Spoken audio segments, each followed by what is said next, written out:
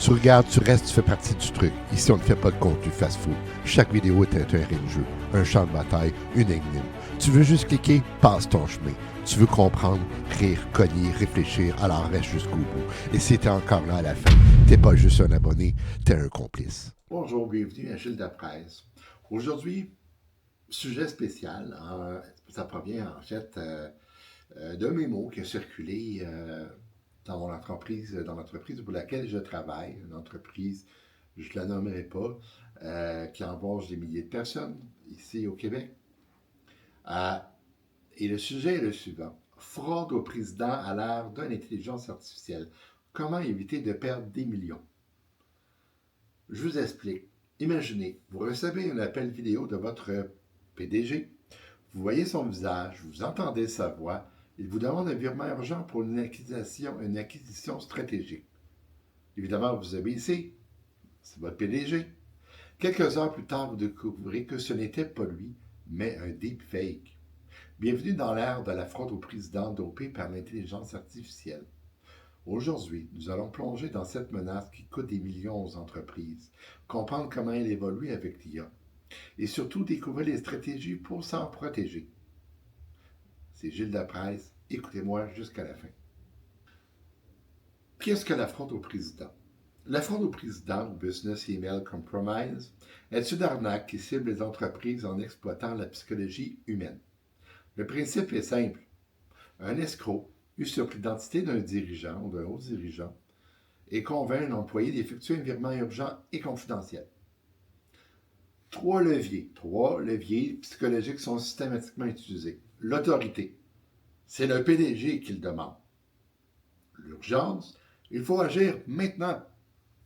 Et la confidentialité, ne parler à personne, c'est ultra secret.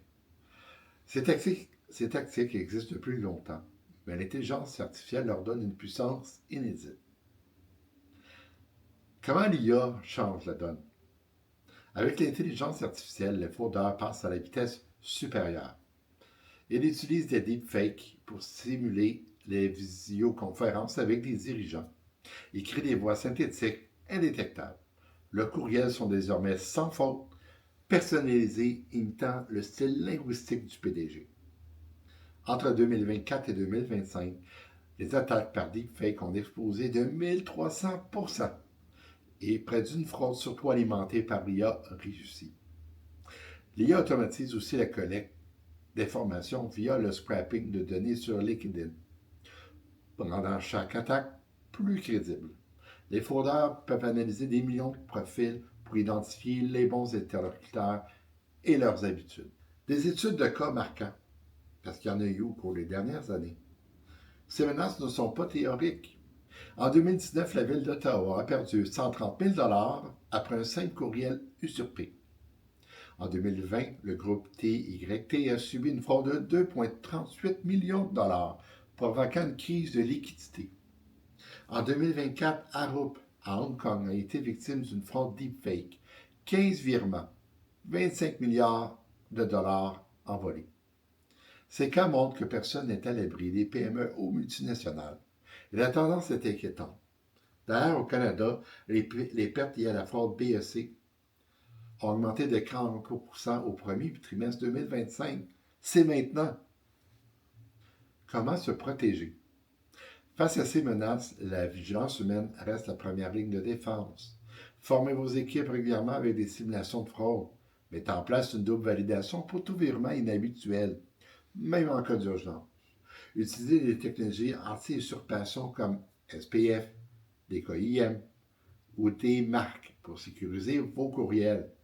Et surtout, ne cédez jamais à l'urgence sur l'autorité sans vérifier par un canal indépendant.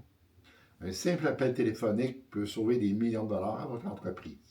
En conclusion, l'intelligence artificielle rend la fraude plus sophistiquée, mais la vigilance humaine peut faire la différence. Prenez le temps de vérifier, car 10 secondes peuvent sauver des millions à votre entreprise.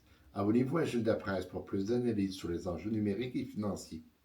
Et partagez cette vidéo pour sensibiliser vos collègues. La prévention commence par l'information. C'était Gilles Dapresse. Merci.